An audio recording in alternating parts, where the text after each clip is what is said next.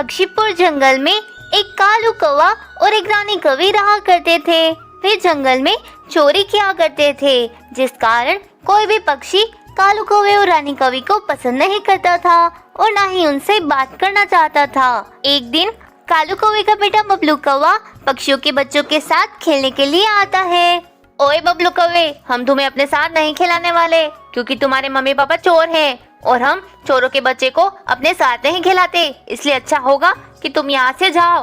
ओए मिट्ठू तोते, जबान संभाल कर बात कर। ये क्या कह रहा है तू मेरे मम्मी पापा के बारे में? अगर तूने एक लफ्ज भी और कहा तो मैं तुम्हारा मुंह तोड़ दूंगा। मैं बोलूंगा, तुम्हारे मम्मी पापा चोर है।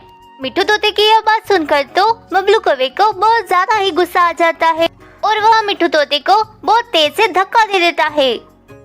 अब धक्का मारने के कारण मिट्ठू तोते के सर पर बहुत ज्यादा ही चोट लग जाती है, जिससे उसका काफी ही ज्यादा खून बह रहा होता है।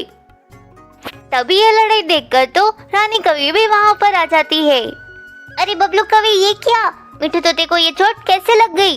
अरे मम्मा, ये मिट्ठू तोता कब से आपको और पापा को चोर कह रहा था, फिर मुझे गुस्सा आ गया और मैंने गुस्से में इसे जोर से धक्का दे दिया। शाबाश मेरे बच्चे, ऐसे पक्षियों के साथ तो ऐसा ही करना चाहिए तुम्हें। तुम बिल्कुल अपने माँ बाप पे गए हो। मुझे तुम्हें देखकर बहुत ज्यादा ही खुशी हो रही है कि तुम अपने माँ बाप के बारे में एक लफ्ज नहीं सुन सकते हो। कालू कौवे और रानी कौवी का अब बस जंगल में यही काम था कि वे पक्षियों के घर जा जाकर चोरी किया करते थे।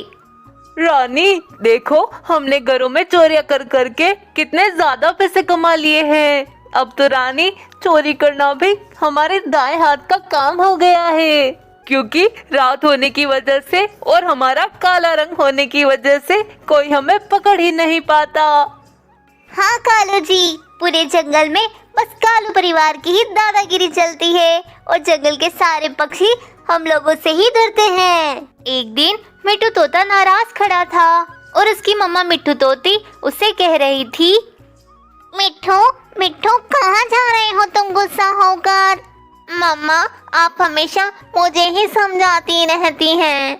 मिट्ठू, तुमने बबलू कौवे के साथ बहुत बुरा किया। उसे अपनी मम्मा के बारे में बहुत बुरा भला कहा है तुमने, और तो और उससे तुमने अब दोस्ती भी तोड़ ली है। चलो जाकर बबलू कौवे से माफी मांगो और उससे वापस दोस्ती कर लो।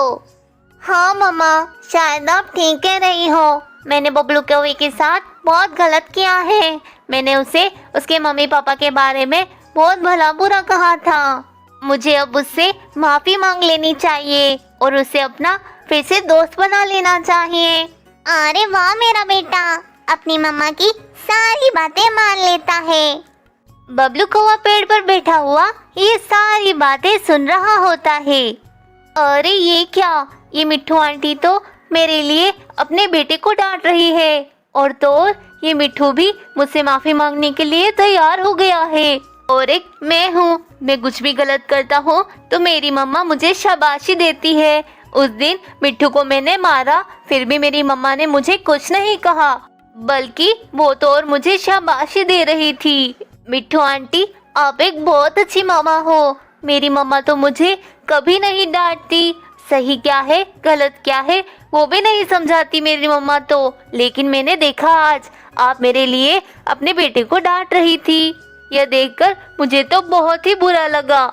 मिट्ठू आंटी, मैं आपसे माफी मांगना चाहता हूँ। मेरी वजह से मिट्ठू को चोट लग गई। बबलू बेटा, आपकी मम्मा भी बहुत अच्छी है, परंतु वे दोनों बहुत ही गलत रास्ते पर चल रहे हैं। न जाने उन्होंने आज तक कितने पक्षियों का दिल दुखाया है और उनके घर पर चोरी करी है। इसीलिए तो जंगल के सारे पक्षी तुम्हारे मम्मी पापा को चोर कहते हैं। परंतु बेटा, तुम कभी ऐसा मत करना, क्योंकि जंगल के बाकी के पक्षी भी आपके मम्मी पापा के जैसे ही हैं। इसलिए बबलू कौवे, तुम कभी भी चोरी मत करना, क्योंकि चोरी करना तो बहुत ही बुरी बला है।